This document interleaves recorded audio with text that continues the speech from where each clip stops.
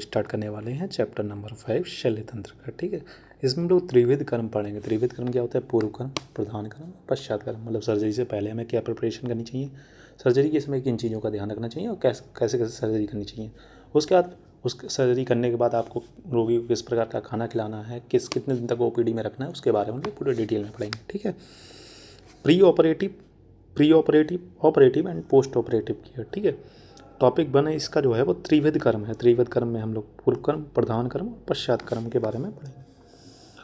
तो पूर्व कर्म क्या है? Relation to instrument, patient and procedures. पहले इंस्ट्रूमेंट को देखो भैया, अगर आपको पहले कोई अगर सर्जरी करनी है तो सारे इंस्ट्रूमेंट को तैयार करना है, पेशेंट को तैयार करना है, एनेस्थीसिया लगानी है, उसको अगर सेडेटिव वगैरह देना है, अगर बड़ी सर्जरी है तो सुला बुला देते हैं। ठीक है, प्रधान कर्म में अष्टविध शस्त्र कर्म जो आचार्य शिशु ने बताए हैं, 8 प्रकार के शस्त्र कर्म, उनका प्रयोग करना है। पश्चात कर्म में post operative care of patient, मतलब आपने उसका ऑपरेशन किया, ऑपरेशन करने के बाद कुछ चीज़ें ध्यान में रखनी पड़ती हैं। ठीक है, उनके बारे में पढ़ेंगे। त्रिविध कर्म, पूर्व कर्म, प्रधान कर्म, पश्चात कर्म इति तद व्याधि प्रति अव्यपु उपदेश्याम। कर्म 3 प्रकार के होते हैं। कौन कौन से? पूर्व कर्म, प्रधान कर्म और पश्चात कर्म। ठीक है, पूर्व कर्म ये वैसे ये बहुत लंबा लेक्चर हो जाएगा। मैं अगर एक बार में कवर हो सकेगा तो एक बार में कवर करेंगे, नहीं तो पूर्व कर्म को अलग कवर करेंगे, प्रधान कर्म को अलग कवर करने की कोशिश करेंगे, पश्चात कर्म को अलग। अगर एक लेक्चर में कंबाइन हो जाता है तो एक लेक्चर में करने की कोशिश करेंगे। ठीक है, पूर्व कर्म क्या होता है? Pre operative procedure. प्रधान कर्म को सुगम एवं उपद्रव रहित बनाने हेतु पूर्व कर्म का विधान किया गया, यानी कि आपकी सर्जरी जो है वो स्मूथ हो जाए और बिना किसी कॉम्प्लिकेशंस के हो जाए, उसके लिए आपको पूर्व कर्म की बताया गया। ठीक,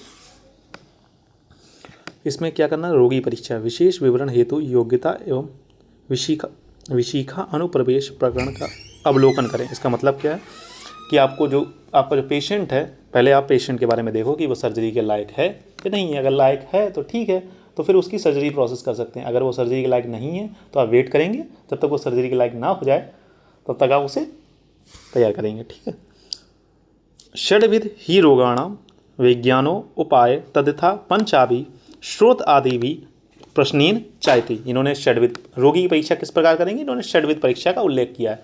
5 इंद्रियों की, मतलब 5 सेंस ऑर्गन्स की परीक्षा करेंगे, साथ में उससे प्रश्न पूछेंगे कि भैया आपको दर्द वर्द तो नहीं हो रहा है या कोई प्रॉब्लम तो नहीं है। ठीक है, तो कौन सी? आचार्य शिशु ने रोगी को जानने की 6 प्रकार की परीक्षा बताई। श्रोत्र है, नेत्र है, नासिका है, जीवा है, त्वक है और प्रश्न है। ठीक है, ये चीज़ें याद रखनी पड़ेंगी, ये क्वेश्चन में पूछ सकता है। औषध चिकित्सा तथा शस्त्र कर्म का चयन, जब किसी भी औषधि चिकित्सा से व्याधि ठीक नहीं होती है तब कुशल शल्य चिकित्सक को उचित शस्त्र कर्मों का प्रयोग कर व्याधि को ठीक करने का प्रयत्न करना चाहिए। अब मान लो कोई जैसे बीमारी हो गई, कोई ट्यूमर वगैरह हो गया, मतलब मान लो फोड़ा वगैरह हो गया। अब वो फोड़ा दवाई से नॉर्मली ठीक हो जाता है, नहीं दवाई से नहीं ठीक हो रहा है, काफ़ी दिन से, मतलब 1 महीने 1.5 महीने से दवाई खा रहा है, वो ठीक नहीं हो रहा, तो उसके लिए कहीं ना कहीं आपको छेदन कर्म करना चाहिए, क्योंकि उस फोड़े के अंदर का जितना भी पस वगैरह है उसको एक इंसिजन लगा के उसे नहीं पूरी तरीके से निकाल देना है। ठीक है, यही है शस्त्र कर्म। जब कोई चीज़ अगर बीमारी से, मतलब दवाई से नहीं ठीक हुई, तब आपको शस्त्र कर्म करना चाहिए। पता लगा किसी को छोटा सा, मतलब नॉर्मली इन्फ्लामेशन हुआ, उसके लिए आप शस्त्र कर्म लेके जुट गए कि हाँ भैया अब इसको हम फोड़ फाड़ करें, नहीं, जब तक दवाई से ठीक हो सकता है जब तक दवाई से ठीक करेंगे। अगर दवाई से ठीक नहीं हो पा रहा फिर आप सर्जरी की ओर बढ़ेंगे। ठीक है, कहने का मतलब यही है। शस्त्र कर्म से पूर्व संभार संग्रहण, शस्त्र कर्म करने से पूर्व शल्य चिकित्सक को निम्न उपकरणों का संग्रहण करना चाहिए। मतलब नॉर्मली जितनी भी रिक्वायरमेंट्स हैं, जैसे कि जितनी भी आपकी चीज़ें रिक्वायरमेंट्स की हैं, अग्निकर्म के लिए आप अग्नि यंत्र रखेंगे। ठीक है, जलोका, अलाबु, पिच्छु, प्रोत, सूत्र तथा पट औषध द्रव्य, मधु, घृत, वसा, दुग्ध, तेल, कषाय लेपन, शीतोष्ण उदक पात्र आदि। मतलब पहले क्या करते थे, गर्म पानी को रखते थे नॉर्मली, आजकल तो बाकी सारी चीज़ें रेडीमेड आ रही हैं। तो एंटीसेप्टिक रखेंगे, सूचरिंग मटेरियल रखेंगे सूचरिंग के लिए, क्योंकि अगर बड़ी सर्जरी करें तो सूचरिंग के लिए, मतलब नॉर्मल सर्जरी करें तब भी सूचरिंग की जरूरत है, सूचरिंग रखेंगे वहीं पर, जरूरत पड़ेगी तो ठीक है, नहीं जरूरत पड़ेगी तो नहीं। ठीक है, एंटीसेप्टिक रखेंगे, एनेस्थीसिया रखेंगे, लोकल एनेस्थीसिया, जनरल एनेस्थीसिया दे सकते। लोकल एनेस्थीसिया नॉर्मली हम लोग इस्तेमाल करते हैं बीए मसल के लेवल पर, लोकल एनेस्थीसिया देंगे। ठीक है, फिर नॉर्मल टीटी का इंजेक्शन देंगे। कैसे आप पूरा मतलब इन सारी चीज़ों को आपको इकट्ठा करना है, जो जो मतलब सर्जरी में लगती हैं, ठीक है। उनके बारे में कैसे सर्जरी करते हैं, क्या क्या प्रोसीजर है, उसके बारे में हम लोग आगे देखेंगे, ठीक है। प्री ऑपरेटिव प्रोसीजर्स आप मॉडर्न में देख लेते हैं। Pre operative care is the preparation and management of a patient prior to surgery. It includes both physical and psychological preparations. Pre operative care क्या होती है, प्री ऑपरेटिव प्रोसीजर क्या होती है, उसको फिजिकली और मेंटली तैयार करें। पता लगा आपका जो आपने जिस रोगी की सर्जरी करने जा रहे हैं वो पहले से आप सर्जरी का नाम सुन के ही कोमा में पड़ा हुआ है, उसका बीपी बहुत बढ़ा रखा है या बीपी बहुत लो हो रखा है, पहले आप उसे नॉर्मल लाएंगे, उसके बाद आप उसकी सर्जरी। तभी कभी देखते हो डॉक्टर हाई बीपी या लो बीपी पे नॉर्मली सर्जरी नहीं करता है, क्यों नहीं करता, वो अलग, वो आगे चल के पढ़ेंगे, ठीक है। पहले आपका पेशेंट फिजिकली और मेंटली स्टेबल होना चाहिए, कहने का तात्पर्य ये है। उसके बाद आप उसकी डिटेल हिस्ट्री निकालेंगे कि आपकी बीमारी है, आपको बीमारी कोई बीमारी दूसरी तो नहीं, आप सर्जरी करने जा रहे हैं, डायबिटीज़ का केस तो नहीं है, डायबिटीज़ में फिर आप शुगर देखेंगे उसकी, अस्थमा कोर्स देखेंगे, हाइपरटेंशन में नहीं जाता, कोई आप दवाई तो नहीं ले रहे हैं, ऐसा तो नहीं कोई स्टेरॉइड ले रहा हो, इंसुलिन वगैरह ले रहा हो, एंटी इपिलेप्टिक ड्रग, मतलब ऐसा कोई नहीं है कि उसको मतलब मिर्गी के द्वारा वगैरह आते हों या झटके वगैरह आते हों, कन्वर्जेंस वगैरह, उसकी को तो दवाई नहीं ले रहा है, ठीक है। अगर उसकी दवाई ले रहा है तो फिर उसकी दवाई को उस हिसाब से आप सर्जरी करेंगे अगर बहुत ज़्यादा ज़रूरी है। कभी कभी एंटी एपिलेप्टिक ड्रग अगर ले रहा है, मतलब नॉर्मली उसे कन्वल्जन्स वगैरह आ रहा है, तो आप सर्जरी करते वक्त कभी कोई कन्वल्जन्स आ जाएंगे तो ज़्यादा कॉम्प्लिकेशंस हो जाते हैं, इसलिए इन चीज़ों का ध्यान रखना पड़ता है, ठीक है।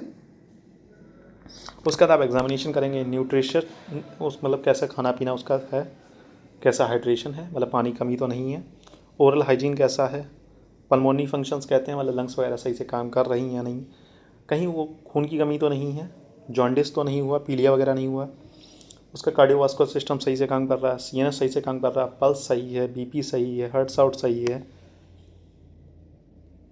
Presence of loose and artificial teeth, अगर आर्टिफिशियल टीथ हैं तो पहले आप उस आर्टिफिशियल टीथ को अलग से जैसे निकाल, जो नॉर्मल निकालने वाले होते हैं तो उन्हें निकाल के रख देंगे, ठीक है। बाकी जितने भी मतलब हमारे सिस्टम्स हैं, सीवीएस हो गया, सीएनएस हो गया, पल्स हो गया, बीपी हो गया, हार्ट साउंड हो गया, ये तो नॉर्मली आपको देखने ही पड़ते हैं, ठीक है, सर्जरी करने से पहले। कैसी सर्जरी, चाहे आप लोकल सर्जरी मतलब नॉर्मल माइनर सर्जरी करें या मेजर सर्जरी करें, सारी चीज़ें आपको तब दोनों समय देखनी पड़ती हैं।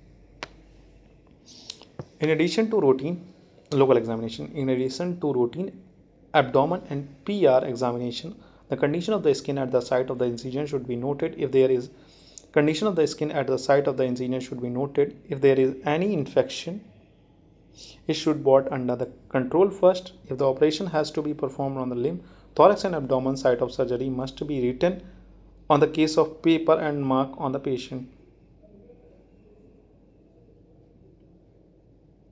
Thorax and abdomen site of surgery must be written on a case paper and marked on the patient body. देखो अगर आप हाथ पैर पर सर्जरी करते हैं तो कोई बहुत ज़्यादा प्रॉब्लम नहीं होती है, लेकिन अगर आप थॉरेक्स एब्डोमेन की सर्जरी कर रहे हैं तो आपको प्रॉपर पूरा पेज पर आपको उसकी सारी चीज़ें लिखनी पड़ेंगी और पूरा मार्कर लेके मार्क करते हैं, ठीक है। जब आप लोग सर्जरी वगैरह करेंगे तो वहाँ पर देखेंगे मार्कर लेके उसकी जगह पर मार्क करते हैं, 9 रीजन्स आपने पढ़े उसी अनुसार सर्जरी करते हैं। जिस रीजन किसी मतलब गॉल ब्लैडर स्टोन हो गया तो वहाँ पर सर्जरी करेंगे तो सीधा नहीं, पहले आप पूरा उसका केस शीट बनाएंगे, पूरी चीज़ें मार्क करके लिखेंगे, कागज़ में लिखेंगे, फिर आप मार्क बनाएंगे। अब थॉरेक्स और एब्डोमेन पर भी मार्क बनते हैं कि कहाँ से कहाँ तक, क्योंकि डॉक्टर को क्या आप लोगों को पता होना चाहिए कि इसीलिए एनाटॉमी पढ़ाई जाती है कि कहाँ पर कौन सा ऑर्गन है, उसके अनुसार आप ऑर्गन देखेंगे। ऑर्गन देखने के बाद फिर उसी अनुसार आपको जहाँ पर सर्जरी करनी है उस छोटा सा इंसिजन लगा के सर्जरी करेंगे, ठीक है। फिर भाई अब चीज़ें हैं, अब आपको ऐसे तो पता नहीं होगा कि भैया उसको खून की कमी है या नहीं है, इसलिए इन्वेस्टिगेशन कराएंगे। Routine investigation for all patient above 40 years of age, 40 साल से ऊपर है तो उसकी तो आपको सारी चीज़ें ये करवानी पड़ेंगी। देखो ये नॉर्मली करवाते ही करवाने हैं, हीमोग्लोबिन कराएंगे, WBC कराएंगे, ESR कराएंगे, BT कराएंगे, CT कराएंगे, ब्लड ग्रुपिंग करा लेंगे क्योंकि अगर ब्लड की ज़रूरत पड़ी। BT और CT ये नॉर्मली BT और CT कहीं वो अगर वो हीमोफीलिया वगैरह से है, कहीं उसका ब्लड क्लॉट ही नहीं कर रहा है 10 मिनट तक, तो वो उसके लिए ये नॉर्मली हो जाता है। ESR एर्थोसाइट सेडिमेंटेशन रेट, WBC कहीं WBC बहुत ज़्यादा मात्रा में बढ़े हुए हैं तो नहीं, अगर बहुत ज़्यादा मात्रा में WBC बढ़े हुए हैं, TLC बहुत बड़ा हुआ है तो कहीं ना कहीं इन्फेक्शन हो सकता है, वो भी हमें पता लग जाएगा। हीमोग्लोबिन बहुत ज़रूरी है कि कहीं खून हीमोग्लोबिन की कमी तो नहीं है। ईसीजी कराएंगे, हार्ट भैया हार्ट ठीक से काम कर रहा है, यूरिन और स्टूल चेक करा लेंगे। यूरिन अगर पता लगा आप किसी और का ऑपरेशन करने चले, उसकी किडनी पहले से बहुत डैमेज है, आपके ऑपरेशन करने के बाद और ज़्यादा ख़राब हो गई, स्टूल से भी बहुत सारी चीज़ें बता लेंगे। चेस्ट का एक्सरे करा लेंगे आप, ठीक है। BSL कराएंगे, इंडोस्कोपी करेंगे। इंडोस्कोपी तब की जाती है मतलब जब ज़्यादा कॉम्प्लिकेशंस हो जाए, मतलब आप सर्जरी कर रहे हैं स्टमक की, तो फिर वहाँ पर इंडोस्कोपी एक बार करा लेना चाहिए। साइटोस्कोपी, ब्लड यूरिया, सीरम, क्रिएटिनिन, मतलब KFT करा लें एक तरीके से नॉर्मल मात्रा में। LFT KFT वगैरह भी करा लें, लीवर देख लें सारी चीज़ें कि सब कुछ ठीक ठाक है कि नहीं। फिर आपको कैसे प्रिपरेशन करनी है, कैसे तैयारी करनी है। पहले आप TT का इंजेक्शन लगाएंगे, 0.5 cc IM लगाएंगे। फिर एट्रोपिन का 0.6 mg before half an hour of operation.